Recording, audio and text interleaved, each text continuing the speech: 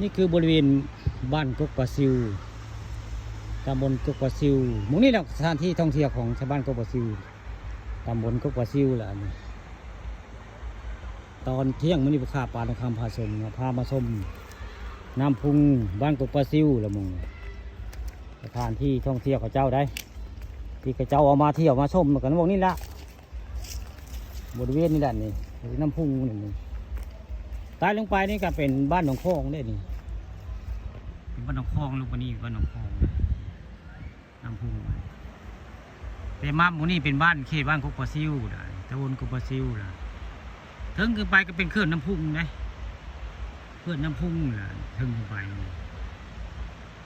บ้านนากินนาคบ้านโมเดิน5ว่าไงผู้เลี้ยวทางไปกรุงเทพเนี่ยขึ้นไปนี่แหละที่มีทางตรงไปได้ทางขึ้นไปเลยไปบ้านกกปลาซิวแล้วก็บ้านนากินนาคหมู่นี้แต่สถานที่ท่องเที่ยวเขาเจ้ามาเที่ยวมาชมแล้วหมู่นี้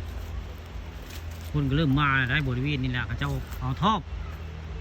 มาใช้ในน้ำพุงได้หมู่ท่องเที่ยวคนมาเที่ยวทั้งเทิงพอละนี่คือใต้นี่ก็เม่นนี่เสื้อซูซี่พนเพียบเสื้อซูซี่ไปโบจักมงนี่แหละเขาเจ้ามาเที่ยวอยู่บ้านทางผู้นอกทางบ้านกกดูกกปลาซิวกันนี่แหละสถานที่ท่องเที่ยวของเจ้าละนี่สถานที่ท่องเที่ยวของอบตกกปลาซิวละนี่อบตกกปลาซิวหรือว่าตำบลกกปลาซิวละมงนี่แหละสถานที่ท่องเที่ยวของเจ้าป้านแบบนี้นะตอนนึงบุคคามาเนี่ยมันขาดได้นี่เขามาเห็ดใหม่ไงเห็ดใหม่พวกน้ำคุณมันขาดได้วันนี้มาเห็ดใหม่น้ำเริ่มมาเนี่ยน้ำเริ่มมาไปมาจักห้องสถานที่ท่องเที่ยวบ้านกกโดกกกปลาซิวกับมองนี่ละเจ้าใต้ลงไปก็มีได้เจ้าเห็ดปลาล่ำไว้แบบนั้นโอ้ใต้มองขึ้นไปขึ้นไปชมไว้ง่าย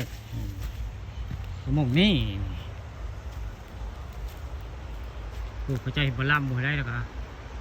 ทั้งเทิงในน้ำเลิกได้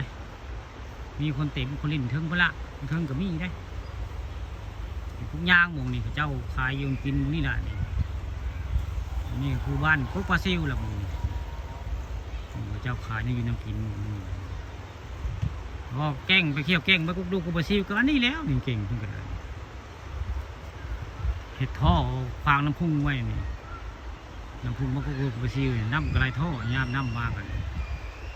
มีน้ำตกไปจักกันม่งนี่แหละหมู่พระเจ้ามาเที่ยวมาชมชื่ออยู่กินกันม่งนี่แหละใต้กุ้งย่างนี่แหละนี่แหละสถานที่ท่องเที่ยวของบ้านกกปลาซิวตำบลกกปลาซิว